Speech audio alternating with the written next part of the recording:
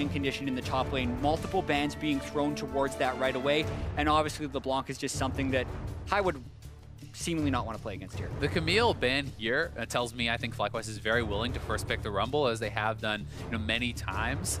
Rengar being taken off the table almost ensures that. Yep. That kind of makes me wonder, does TSM have a matchup that they're willing to go into? Perhaps Kennen versus Rumble, if we've been seeing some people play? Right, the one we see most often in North America is Fizz, I do believe, and Hauntzer hasn't played it this year, and of course we haven't seen him play last week. He gets to practice more champion pools in silence, but that would be a ban I would look for. Not going to happen here. Yeah, and that's the other thing we have to keep in mind as well. It has been 3 weeks since TSM has played on stage, so they have essentially gotten to see what FlyQuest's best shot was during that reverse sweep, and theoretically have had time to prepare for that.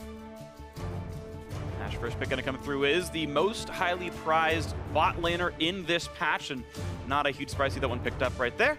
TSM somewhat uncharacteristically actually banning Malzahar away. It's also a big takeaway from WildTurtle, because WildTurtle has actually played 20 games of AShe compared to only 5 from Altec. They very often put him on this pick. Whether you're behind, whether you're ahead, it has great utility, it has great engage, and that's often what TSM looks for. Yeah, and even though I've heard a lot of TSM talk about how much they like WildTurtle's large champion pool, Talon, they definitely seem to succeed more when he's on a utility pick, and wow, that's a little shocking. I am very excited now to see, is it going to be something like the Kennen or the Fizz coming out here from Hauntzer? Are they prepared for that matchup against the Rumble? Because the Rumble has been picked as I expected. It really has been, but it's also very rare that you see both solo lanes blinded in the first 3 picks. So this is, to me, very clearly FlyQuest picking towards a style and not really caring what TSM is going to be going up against them with. Plus, they may have some hidden picks, things for support, things for jungle.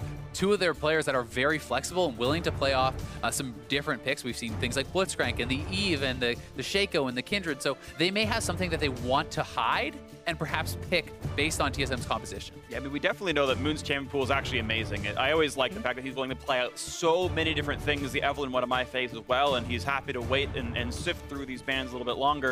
Of course, you expect to see support and jungle bans out of TSM. And then there's that Fizz ban that we thought was going to be important. Yeah, and this is going to be so interesting just because there are multiple roles that are mismatched.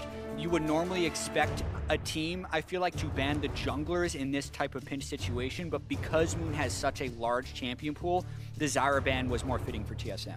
I also do like the flexibility that TSM is being given here because of the focus on the top lane. So if FlyQuest decide to ban out even the Kennen and be like, okay, we're going to avoid these matchups, TSM can still grab a Nautilus, which is a very high priority top lane pick, something that is by no means going to be at a big disadvantage. Yeah, and this is why the red side gets chosen so often. They really do have so much more flexibility towards this second half of the draft. And it's also potentially why FlyQuest would have been willing to lock in these solo laners anyway, because they weren't really going to get many counter-picking opportunities. Interesting Mundo ban. They did have to play against it in that Game 2 of the CLG series against the Rumble, and it was effective. Yeah, Darshan was completely dominating that game on the Mundo. I think it worked out very well. So still a lot of options open with the Kennen.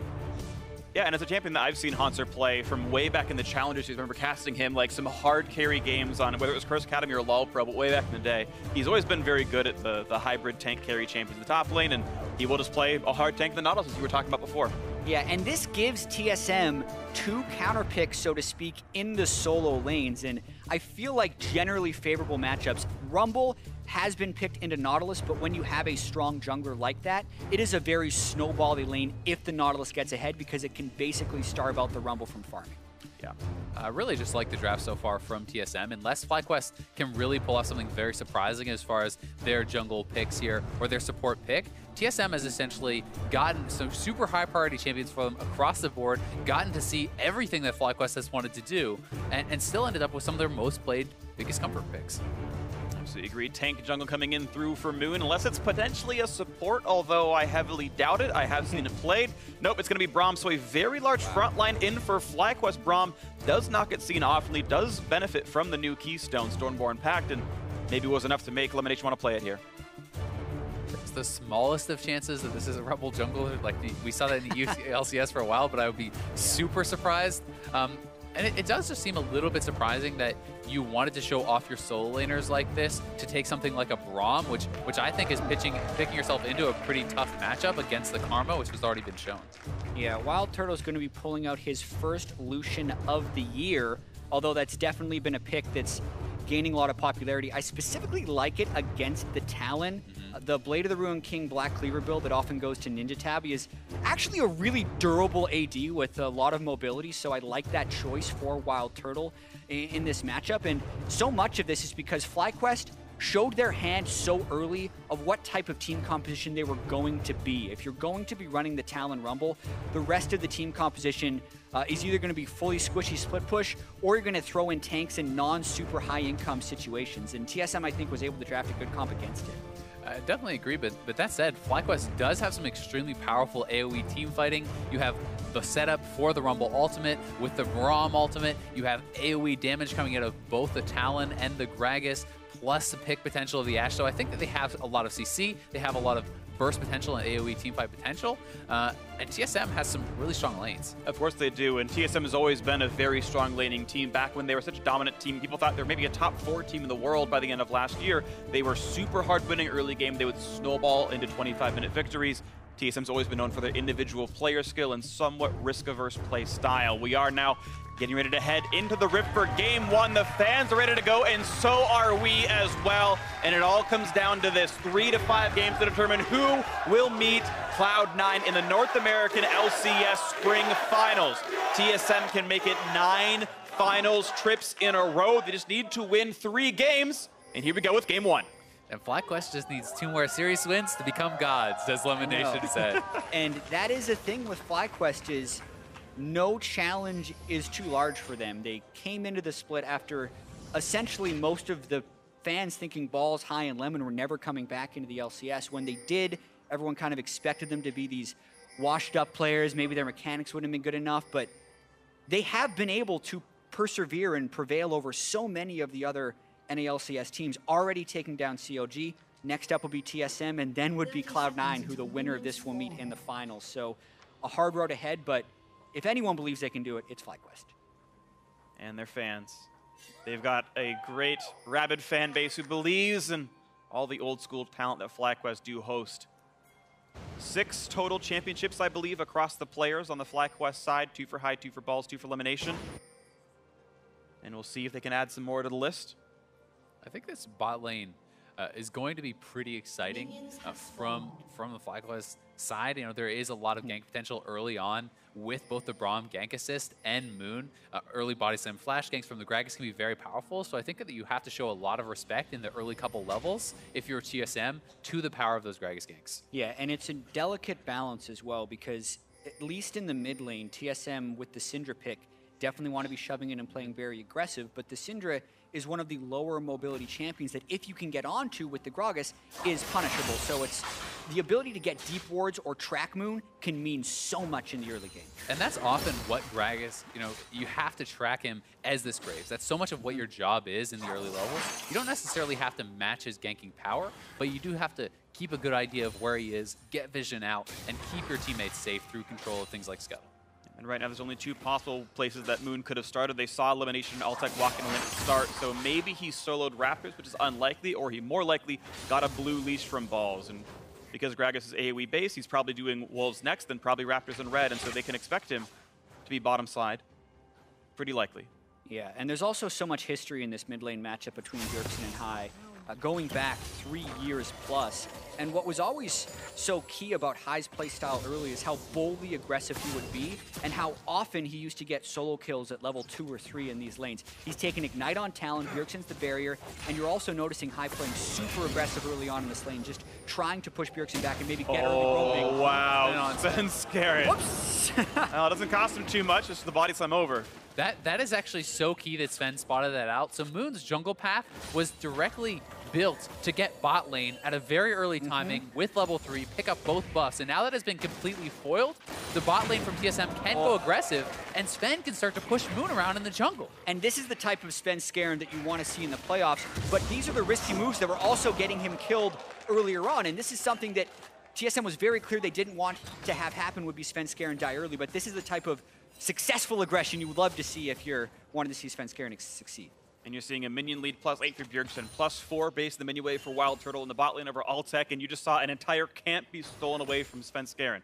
Yeah, and just to echo what happened there with Svenskeren is because the Karma has the push advantage of the Braum in the bottom side, it is a smart pregame jungle path for Moon to go down there. And the fact that Svenskeren was right there in that moment was so critical for TSM's early game. Especially because Braum's gank assist is fantastic, but his actual straight up laning is much weaker. You're going to be poked out as this melee support, but your all-in potential is very high. And you can see they're really taking a lot of punishment down here.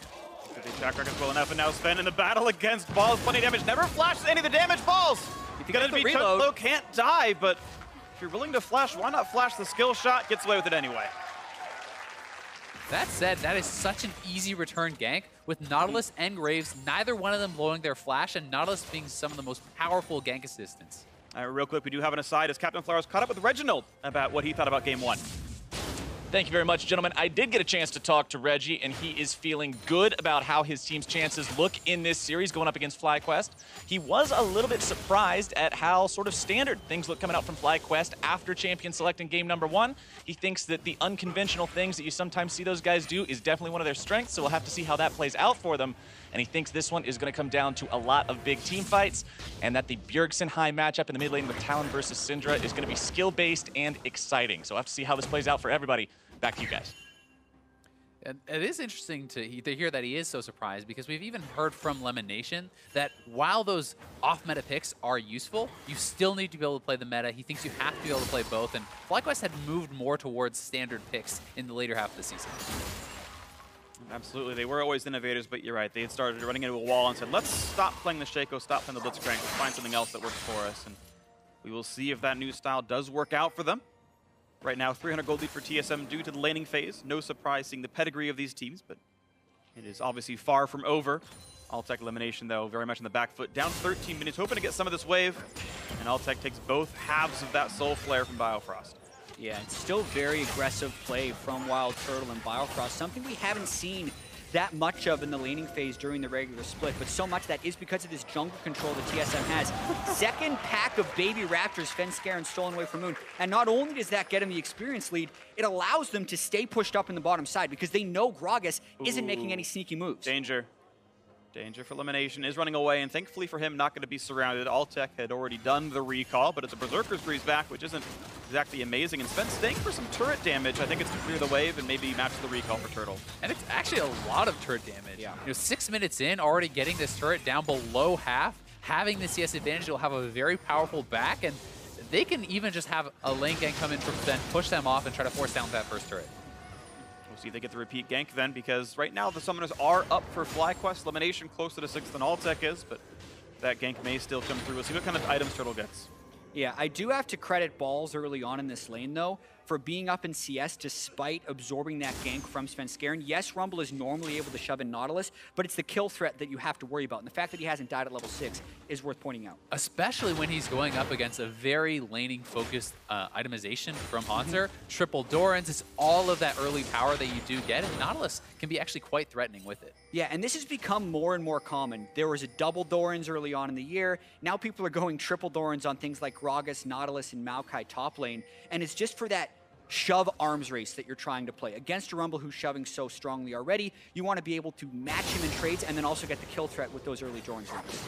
And I also think you can get away with it more easily because you're up against AP jungler and AP top laner. But there's the engage. Body slam flash into all the damage up. He's going to try to run away with Sven. Running out of health, and Ball's going to look for revenge from the top lane. First blood to FlyQuest, and they want a bit more. Parkour over the wall. Assassin's Creed is here. High wants in to make it a 2 for 0, and Moon gets the kill credit. And these are exactly the type of plays that FlyQuest need to make in the early game to jump ahead of TSM. Svenskeren during the regular season was having issues with invades and was working early on in this game, but this time he gets punished and Hauntzer pays the price. But a punishment down to the bottom line. Look at the damage. Lemonnation takes the heal, pops the cleanse out as well. He's going to be okay. The flash, I should say, exhaust, and towards the Colossus Shield, even part of that as well. They get away with it. And 4 summoners blown from the FlyQuest bot lane there. We'll see if they can get that repeat focus, but here it is, Sven moving in and bites off a little more than he can chew. Not respecting the body slam flash. And they already had 2 wards in his red side jungle, so Moon was probably going to get there. The fact that Svenskeren tried that play without Hauntzer being pushed up and able to roam is inherently risky. And then Hauntzer also fail flashes over the wall at the end, preventing his escape. Well, a big sign of life for FlyQuest. This is very interesting. I also think part of the biggest win from that on FlyQuest is how fast Balls has gotten to his double spell penetration items this early on. He starts with the Ruby Crystals, we see him faster towards it, and at 8.5 minutes, he had 30 spell penetration flat. Like, that's very powerful. Yep, and Ball's in a state now, as you mentioned, where he's got all the flat pen, TP is up, ulti is almost up in a second, and FlyQuest, I feel like their best Drake is probably Mountain. They're a team that loves to do these super high-risk Baron rushes, and Mountain Drake is like a 15-20% damage amp against Baron itself. And if you cut down the time it takes, the chance you get checked is much, much, slimmer, and it might be a really big deal for them.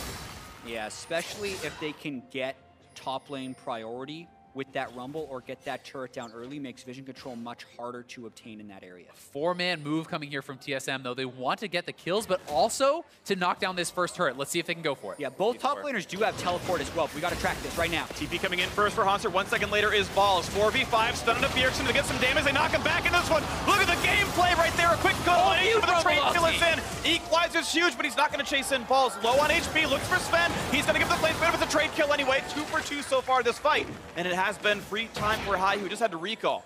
It was a 4v5 from the start, so credit to Moon for being in that position since that bottom lane was being pushed in so much. Yeah, it's a great read on the play here from Moon. Only thing that does save them, TP does come in faster from the Nautilus, which was key, but look at the ult on Bjergsen, layered with that Braum ulti from Lemonnation. Good CC to take him down early.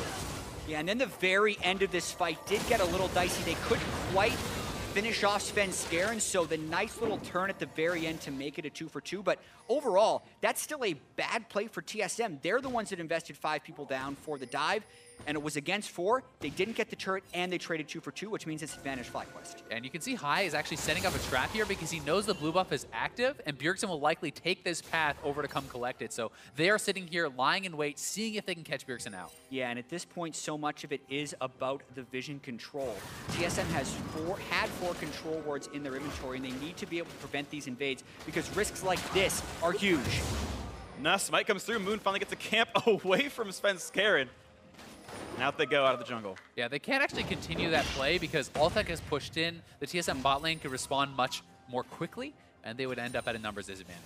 And this is also when FlyQuest is at their best, is when they're in a position to force the enemy team to make quick decisions. It's not necessarily a genius invade to go around the back like that, but you have to respond very quickly in those situations. So FlyQuest have a lot of control wards in the river right now, and that unlocks High to roam, which accelerates the pace of the game. Plus, even just the delay on the blue buff for Bjergsen, they now don't know what vision FlyQuest has around that area. It makes moving over for that blue buff transfer a lot more scary. It does. We will continue to track the vision game throughout this one. 800 gold lead to FlyQuest. You can see Biofrost, though, still playing for these control wards, trying to make sure they've got everything they need. TSM have a pair of deep wards in the bottom jungle, and FlyQuest have actually lost all of their deep wards themselves. The river actually lit up much more by TSM. Balls looks at the roam, spots out, gets nothing for it. And there still will be a lot of tension around this bot side, and now the middle lane and the jungle is roaming out towards Balls. Here comes the chase. Can Syndra land it? W across the wall, not going to land the stun. Nice attempt. Explosive cast for safety. Maybe more than was needed. But a trade of ultimates. And another. He tried. Just in case they were fighting for 10 seconds, that arrow could have got there. And this does give TSM the freedom, once again, to push aggressively in the bot lane. They so badly want to clean up this turret, which is very, very low. And unless Moon gets down here in time, I think they're going to get it pretty soon. We'll see if it can happen. That turret is dangerously low. Last time around, FlyQuest was able to stop the play. And Moon, you can see, is still playing on the bottom side of the map, but he's not all that close by. Sven's far, though. Yeah, critically, WildTurtle doesn't quite have Blade of the Ruined King yet, which is when the Lucian really turns on.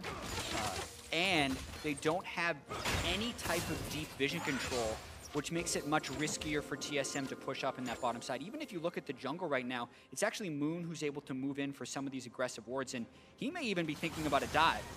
Hasn't been seen just yet. Yeah, this is dangerous with Biofrost having a lot of shielding available. Maybe gets a root onto Altec. It's gonna land for the tether. WildTurtle has not yet gone in with culling. There he goes, pops the ulti and turns it off early. Minion wave was in the way. Double summoner spell usage from Lemon and Altec, and Moon still just chilling on a ward, but High's here too. Maybe they can bait it. Nope, not going to find it just yet. Satchel's over only the one of them, and they have not yet caught Sven. Explosive cast down for a few more seconds, so Moon couldn't pull him into the team. Unless I'm misreading that cooldown. Nope, 3 seconds to go. Also have to point out how vulnerable High can actually be in the mid lane right here, trying to rush towards that Ghost Blade. No magic resist against a spell pen stacking Syndra. Incredibly dicey, so High can't get hit by any of those skill shots in lane if he wants to make any of these roams, which he's been doing. And that's partly why he has gone down on this CS deficit. I mean, all his itemization is moving towards roaming around the map. He has Moby Boots and a Ghost Blade. He's going to have a lot of movement speed, but TSM may just finally knock down this turret. High get there in time with Moby Boots. Turret's going down. First turret goes down. An explosive cast pulls in. Sven, they get the kill traded in. Now can they find more? Here comes High, wants the damage on a Bjerg, gets away from some of it. Decent equalizer, but do they have the rest Moon of what has they flash need? and body slam. He's got some pushes in. There's the slow, the barrier in for Bjergsen. Bleed's gonna kill him off, and there goes the kill. High picks up a second.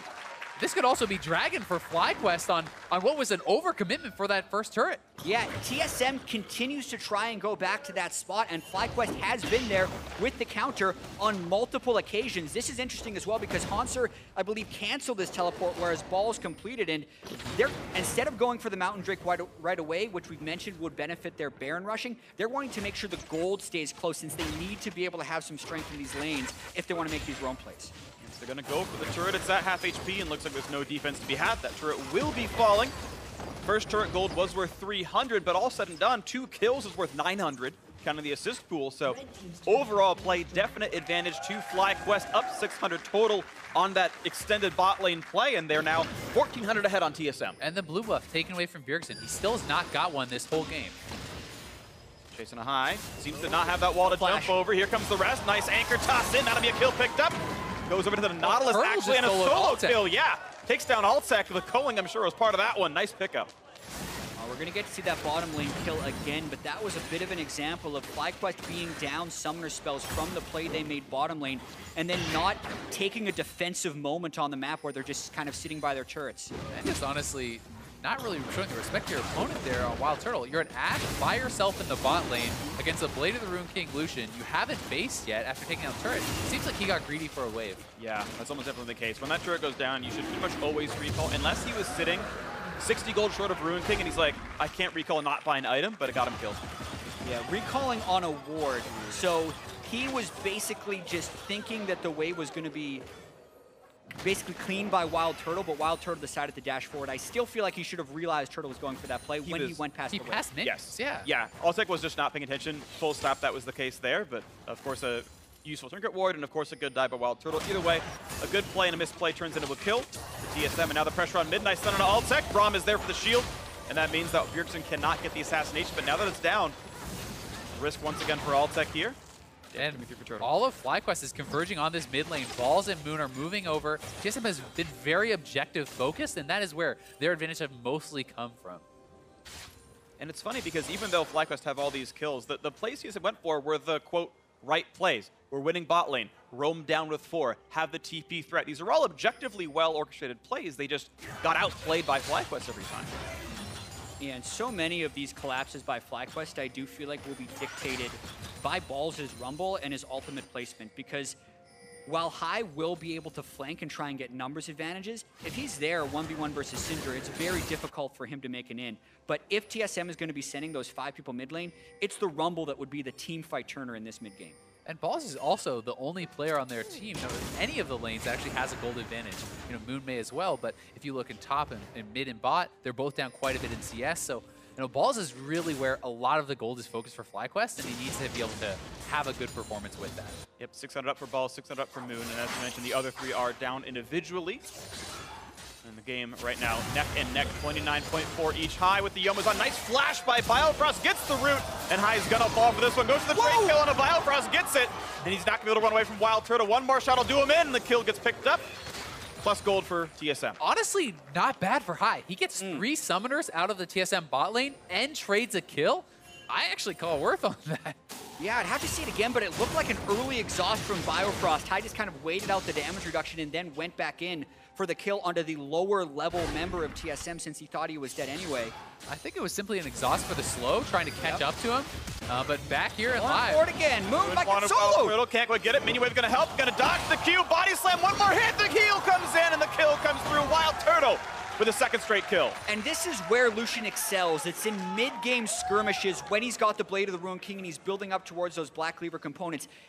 Almost no one can end up straight up dueling this guy in the mid-game. So much lifesteal from the Blade of the Ruined King. He gets the durability from the Black Cleaver, and he's highly mobile with the dash reset. So you can see there, Moon just couldn't land skill shots on him down the stretch. WildTurtle killed him. And that's a fight that Moon opted into and expended his flash in, and still goes down. That is actually a very big loss there for FlyQuest. Looks like more might be a loss right now as well as the mid lane's under pressure. Bjergsen tailed by Biofrost. Look for the mid lane turret. Oh, he missed the Q. He actually tried to go for the Gragas one-trick play where you ult them into the waiting Q, but he missed that, and then he misses his second Q. So a bit of a facepalm moment there from Moon. At least if he's having fun with it. Yeah, that's actually a surprising reaction after a big misplay, but it's the type of spirits you want to be in if you're FlyQuest. That is a huge misplay because when you lose your flash on Gragas, it really eliminates the way FlyQuest can get into a lot of these fights, which they're going to have to be initiating them as high as flanking. So without that, it's basically a 5-minute cooldown on their quality initiation. I mean, he's trying to style them, right? He's trying to pull off the sick play. It falls flat. I just don't know if the semifinals is a time to go for that kind of play. I mean, that is very risky. In my opinion, it might be. You are the underdog here. You are, I would say, 9-1 TSM's favorite here in this one. I think you have to take the risk. You have to say, you know what? I'll try to solo kill this guy. He doesn't have any MR yet. Cleaver's not done. And yeah, he screwed it up. But I think pretty often you make that play work. Yeah. Either way, the place we are in right now is a TSM lead for the first time since the early laning phase. Ever since kills went through, basically, FlyQuest has been getting the better of this one, and TSM finally. And now into their more comfortable mid-game. And it comes down much more now to the shot calling, to the less obvious positions of the game where the lanes are opened up and there's lots on the table. Right, and you look at the way that TSM usually shot calls, and it is very controlled. In these games, they've been trying to use Hauntzer to manage the side waves as much as possible, and then just kind of group up to push down the turrets. It's all about whether or not they can keep this level of control and prevent High from picking them off. And as they keep attacking High, that's what they've been doing. Turns invisible, gets hit a little bit there, but not gonna get knocked down quite. Burns the cooldown, gets away, but TSM in control of top lane now. I think one of the toughest parts about this game now for FlyQuest is they're playing a very teamfight skirmishy type style, and you have WildTurtle that's a full item ahead of Altec on one of the most powerful skirmishing AD carries, backed up by this frontline. Beautifully aimed. The Ashe Gragas combo sets up for a kill on a Svenskeren. Yet again, Equalizer pretty good on a turtle. Will he flash the wall? Here comes a chase in. There's going to be 2 kills picked up, make it a third as Biofrost might have nowhere to go. Actually, has the move speed. Will they find a way to catch up to him? Looks like not. Bjergsen. He's got flash. They use it. And all the movement speed gets turned off. That Q from Bjergsen just cut about 100 move speed off of High, and no more chase to be had. So the 2 for 0 still nice for FlyQuest. We'll see what they get out of it. They are fighting back very well, moving around as a team, the strengths that we expect to see from FlyQuest, but it is always concerning when you're up kills and down gold, because it means there's more gold for the other team to collect on the map if they do ever really win a fight. Yeah, a fairly reactive game style by FlyQuest right here, but we're getting to see their initiation tools come in, especially in that last fight. The Ashe Arrow into the Gragas ultimate, and then even the Braum ultimate to follow up. So a lot of good use of those initiation abilities, but until FlyQuest can use those proactively, they're always going to be responding to some advantage that TSM has already gained before they can get a fight. Both teams are converging on this, and this Dragon isn't going down that fast. Moon is in the area. We may have a smite fight here. Smite's up for both. Goes in. Gonna get the smite for Svenskeren, actually. An early smite for Moon. Nice pickup there, TSM on Double Mountain. Yeah, Moon smote at 1200 this early on in the game when his smite does about 700. I think he was really expecting on the body slam for Svenskeren to immediately smite. And do it a little bit too early. Got the worst of that, but FlyQuest may pick up turret. Doesn't look like it. That anchor could have been death for somebody. Now over the wall goes High. Wants to pick up Svenskeren. Can he get the damage? The smoke cloud makes it really unlikely. He has to get away with that. Good press by Sven. And good hesitation, but High wants back in a bit more onto Sven. Gonna have to bleed. The auto's gonna come in. Jumps the wall to get away, but Sven very low. Might be pushed out of the fight for now. High is so good at negotiating the ins and the outs on Talon, dodging into the fight, getting more damage done. Even just pushing Sven out of his jungle there is getting them a little bit of an edge and may allow them to take down the mid lane first. Trying to be as much of a nuisance as possible, but when his ultimate goes down in that 1v1 skirmish, it does diminish their ability to hold strong in the mid lane. Watch this fight one more time. Notice Ashe Arrow into Body Slam, and then Hauntzer actually cancels his teleport because he would have walked into a 1v3. The Equalizer cuts off WildTurtle, which allows him to pick up the next kill, and then if it wasn't for Bjergsen knocking Lemonnation back, that would have been a kill on a Biofrost. Very close margins here, but TSM finally get their third turret, not to mention their earlier second mount. Greg stun on a Bjergsen, more slows coming in. Ulti gonna land on a several, but Lemonnation caught out alone. The overchase is there, and as TSM collapse, looking for Moon next, down to 1,000 HP. The slow's gonna land. The rest of the damage will be here. What a great anchor toss, and the end of the line is just that. WildTurtle getting the kill for himself. Lemonnation wanted to get that pick on Bjergsen, but now fight again. But high engages onto the tank, which is pretty dangerous. Revealed up, tries to get over the wall. WildTurtle on the flash chase. Can't quite get it into the face, so balls and the kill comes through. Altec now trying to fire back for a little bit of retribution. Slow into Sven. Nice knockback. The stun is there, but no mana for the grave. The chase in high gets They're it. all low. 2 kills picked up. Now, is there anything more? Bjergsen is a scratch away from falling over. They're going to have to back off in this one.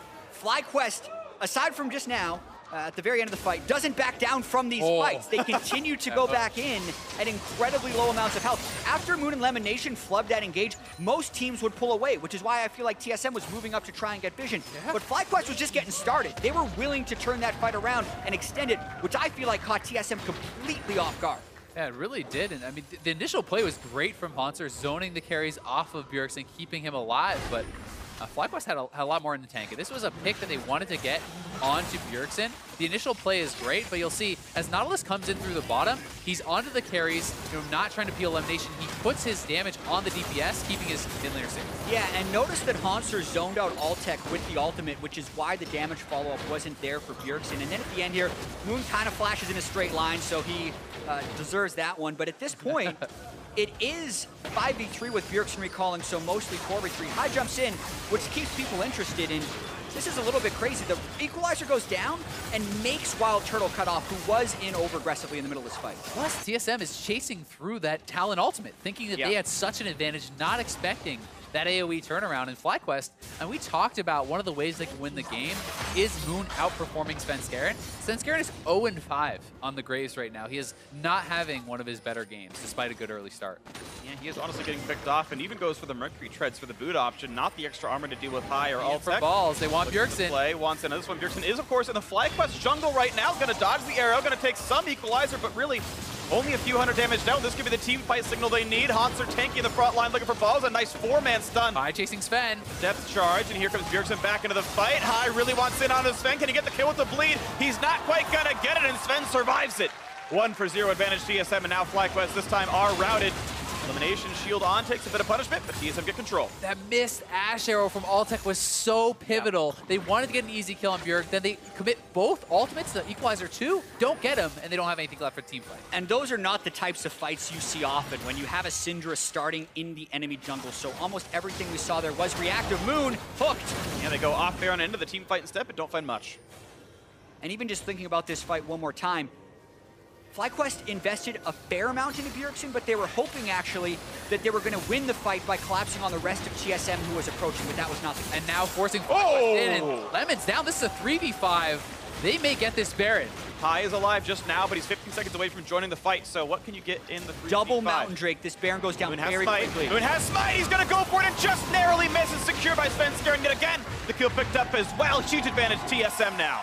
And so much of this can actually call back to the missed Ashe arrow, because if they connect that onto Bjergsen, FlyQuest wins the fight and the Baron never happens. Bjergsen cut out, zoned out by the teleport, and Altec 1,200 units away about misses the Ashe arrow, and the Equalizer doesn't necessarily cut off his path. So now they're down Equalizer and Ashe arrow for the impending fight, which by the way is without WildTurtle. So you still think FlyQuest can take this one, but they never actually get the access onto the right targets. Balls gets pushed very low from a few skill shots from Bjergsen, and then WildTurtle arrives to the fight and turns the tables. I mean, the peel back to save Svenskeren there from High was huge as well, and TSM now has a massive grip on this game. We'll see how much gold they can pick up with the Baron buff, and if they can really look to put a death blow in. See what they can get, if they can beat the average of the attempted Baron power plays. First 30 seconds in, first minute I should say, and the first turret goes down, looking for more in the top lane. And they have no teleport on balls right now. They would have to lay down an Equalizer, and it's difficult for High to get a flank. You'd think they'd want to go with this giant minion wave. Here we go, stun on a Hauntzer. Equalizer buys a bit of time and does a fair bit of damage, but they've been able to disengage through that. Now Ball's supposed to kite out and still just pops down. Thank you to the Syndra ultimate. 1 kill picked up for Bjergsen. Redemption totally reset that fight for TSM. Now, they just have to wait for the next minion wave, which Biofrost is actually going to accompany to speed up the minions with that Baron buff because they want to get more time with Balls Dead and go in for this turret once again. There's no Ashe arrow, no equalizer, no way FlyQuest can actually challenge for this inhibitor. First one's going to go down easily. We'll see how much more TSM wants to push for. 25 seconds on the death timer. They're going for another game-ending Baron right now. And turret number 1 from the Nexus. Big shield is in. They knock in Bjergsen towards the fountain, but there's no one there to kill him. And that's another one down off the map. 3 versus 5, still sieging. Another turret falls. Although Mountain Drake makes him die faster. The Baron buff helps as well. This time around, it might just be a reset. Health bar is now very low for Sven, but a Nexus turret and an extra kill is pretty good. Yeah, grabbing that next turret just balloons their gold so much. They've taken control over this game, and I think that was a very well-executed push from TSM, disengaging the initial ultimates from FlyQuest, and then resetting to push in for that kill. And when we think about the way these team compositions interact, that equalizer is so key. If FlyQuest doesn't get the fight off of it, and if TSM is able to reset with the Redemption and now a Locket, they are so limited in what they can do. Full physical damage from the mid and bottom lane, and a lot of armor being stacked up by the rest of TSM. You also have to love that TSM is making the little steps and doing the right things, putting a pink ward behind their team, denying any wards for a TP flank. Things like this are what can guarantee a win instead of giving you a high chance. See if we can make this guarantee happen. It's still 40 seconds on Baron, and it could be enough to break down the rest of the base, looking for the play. Not going to find a stun in that brush, but it was a nice attempt by Bjergsen.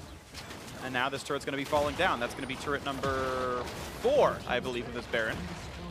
This has been a massive Baron power play. At this point, we're going to try and play this fight once again. Will the equalizer come down? High still not even there. He was pushing out mid-wave. I think they know they have to give away the inhibitor anyway. It seems pretty difficult. Arrow's going to actually whiff entirely. 3 points in. Equalizer goes down anyway. Equalizer means nothing as well. Locket blocks most of the damage, and they keep the inhib for now. But now TSM, there's no more threat. They can push forward, and they could actually get so much off this. They can even go mid lane if they want, try to clear up another turret, because all the powerful engage tools and ultimates are down. Yeah, I think it's going to require a reset, though, thanks to the time High spent in the mid lane. That wave was all the way at TSM's base. But the cooldowns may still be down when TSM re-engages, but it will be a forced reset for now.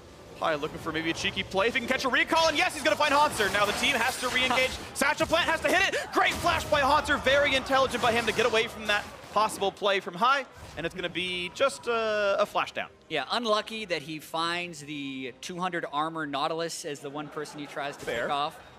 Yes, he did burn the flash, but nothing really doing with that.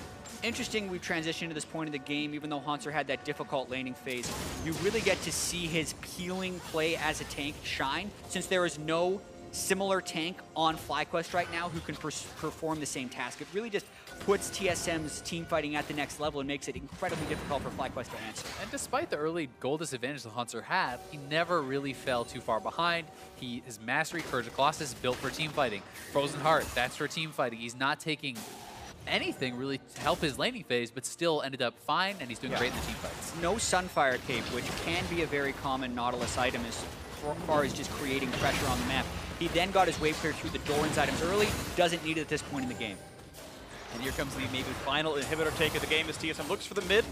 7,000 gold advantage. Ultimates are back up for FlyQuest, but they've had a hard time dealing this damage through Mantra Shields and Locket and Redemption, Biofrost, just undoing all the pain that FlyQuest has to deal. And one of the big things we've been missing is the setup for the equalizer. You need the Braum ult to land that, but they're setting up for a flank here. Here they go. This is the battle. This is the game winner. Stun into Hauntzer. Can they find the backline early? Zone is for Bjergsen. Here comes the backline attempt. Can't pick it up. Locket Shield is there. Redemption as well. 0 for 0. The stun's going to land. Lemonnation. Altec trying to kite backwards here. And this one, Sven down to half. 2-man body slam. Not going to get the kill. Moon falls first. Hook back in. Lemmonnation's going to be next off with the chopping block. Gets turned into Lemonade. 2 for 0 TSM. And I love watching Hauntzer in these fights. He holds the line, holds his dredge line, and as soon as the fight turns, he's able to follow. That picks up the second kill of the fight for TSM and may give him the advantage they need to push through for this Nexus. TP back in with full HP, 5 versus 3 to end the game. Balls at half, the Nexus turret falling rapidly in game 1. Gonna go to the way of the North American favorites. You've got to believe it here.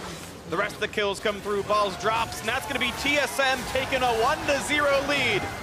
And they have 2 more games to go. Their 9th consecutive finals. And they're looking good so far. FlyQuest fought extremely well as a team in the early game. They skirmished very well, picked up kills, punished TSM for some overextensions, but TSM maintained control, played a calm game, and were able to close it out. Some cheeky smiles from Svenskeren there, who started the game 0-5, ended 2-5-10. That was definitely not a super clean game from TSM. A lot of FlyQuest's early chaos was very effective for them. High got a lot of roams off. They punished a lot of TSM's mechanical plays, so to speak, as if they're just pushing the right lane at the right time, because by the book, that's kind of what you're supposed to do, and FlyQuest was very good at reading that early on in the game. But then down the stretch, a few dodge skill shots, a few missed Ashe arrows, and TSM knew exactly what to do to turn that into a quick victory. Yeah, the early fights were all execution from FlyQuest when they landed those combos. I mean, we saw it 2 or 3 times. Ashe arrow into explosive cask, isolating a Graves. Yeah. Like, you're going to be 0-5 if they're going to land 2 ults on you every single time. So once that fell apart, TSM managed to get the outplays, and hey, a well-deserved team game 1 win. But now for more on that TSM win, let's send it down to the analyst desk. Thank you very much, gentlemen. TSM comes out on top here in game 1. More than anything, exciting game just because of how much fighting was taking place across the map from the early stages to the late. Yeah, and that's kind of why people enjoy watching FlyQuest so much, is because, you know, the type of League of Legends they like to play is so complicated, and it requires you to execute on these complicated plays to actually come out victorious, that you always kind of end up rooting for these crazy, you know, plays to work out and the assassins to get, get inside. But a couple mistakes, and TSM are able to grind it out. Exactly. It means that nothing's boring, right? At least while we're watching these plays. Before we get into the gameplay itself and take a look at some of the successes and failures, I want to look at champion select, because we have a first pick Ashe, and this is a global trend that's starting to develop over the last couple weeks here, is the Ashe, specifically Ashe priority for all teams. And I was hoping to get some more insight specifically on that pick. Right, so back throughout the entire season, Ashe has been fairly high priority being picked for the entirety of the season, and then there was the lethality time when everything was really strong. You saw more Jhin Varus, but Ashe was still always the third. And now that we've gone to Bork, she actually used Blade of the Rune King well as a first item power spike. She scales well into the game, better than a lot of other Bork users might, or those other ones have weaker early games. So something like a Kog'Maw, not as safe in lane. Something like Kalista, a little more useless come late game if you're not snowballing. And she also brings utility. So she's able to power spike all game long, as well as have the ability to play from behind if you do not get ahead. So that's why you see her so highly prioritized right now.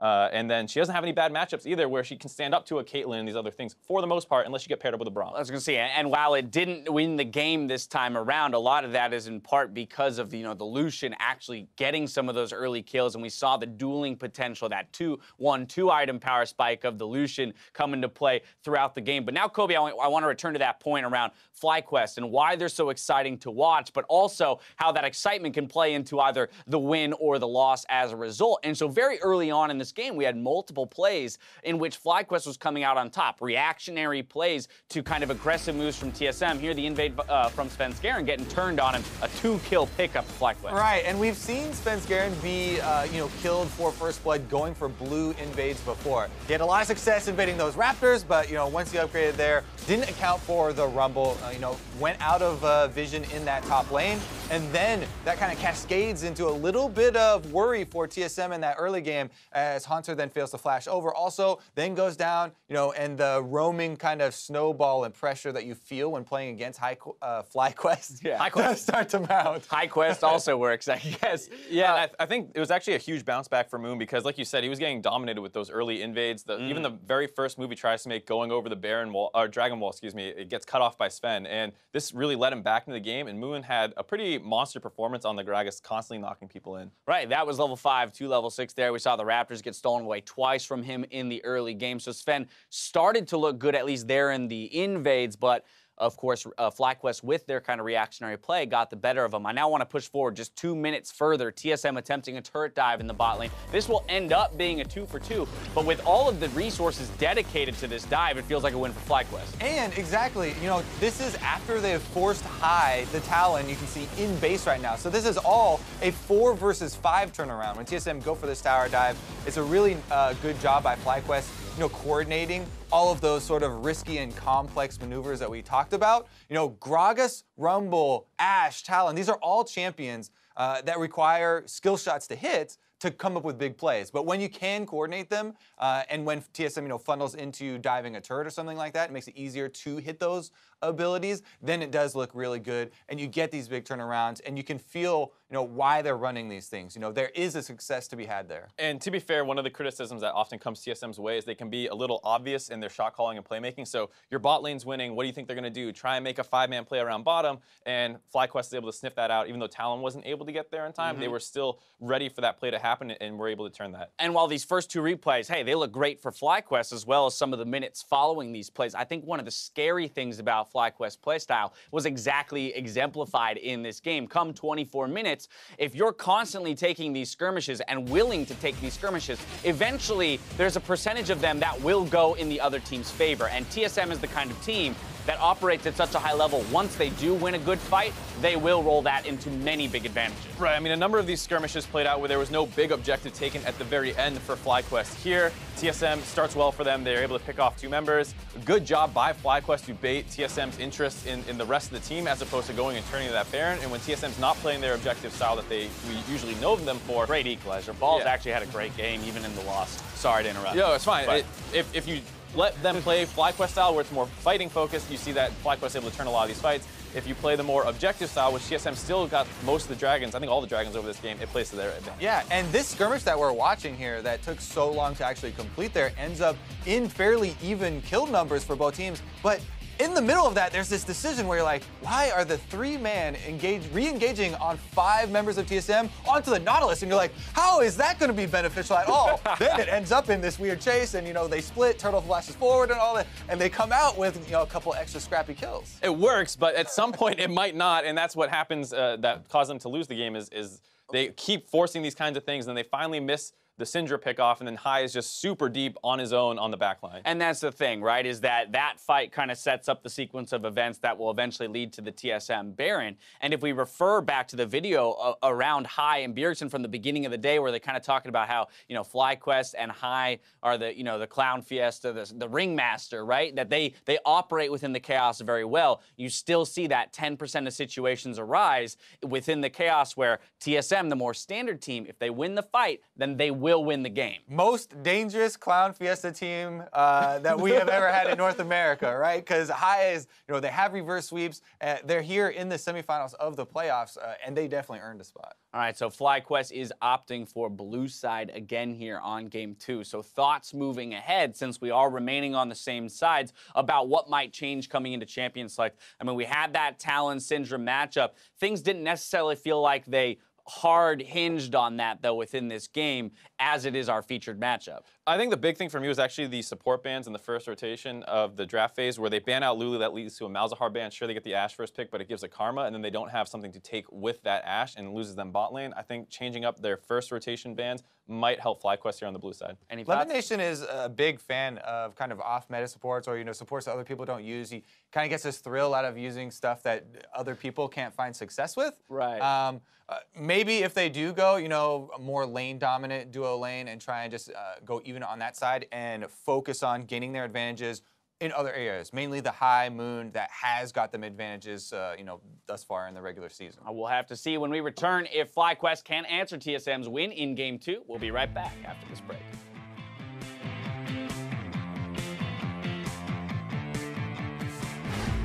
Body slam flash into all the damage. He's going to try to run away with Sven. Running out of health, and Ball's going to look for revenge from the top lane. First blood to FlyQuest, and they want a bit more. Parkour over the wall. Assassin's Creed is here. Hai wants in to make it a 2-0. 85 stun into Bjergsen to get some damage. They knock him back into this one. Look at the gameplay right there. A quick go lane for the trade kill is in.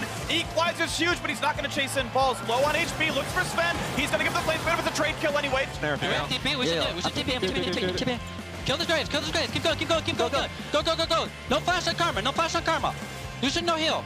2-man body slam, not gonna get the kill. Moon falls first, hook back in. Elimination's gonna be next off, with the chopping block gets turned into Lemonade. 2-0 TSM. And I love watching Hauntzer in these fights. He holds the line. And that's gonna be TSM taking a 1-0 lead.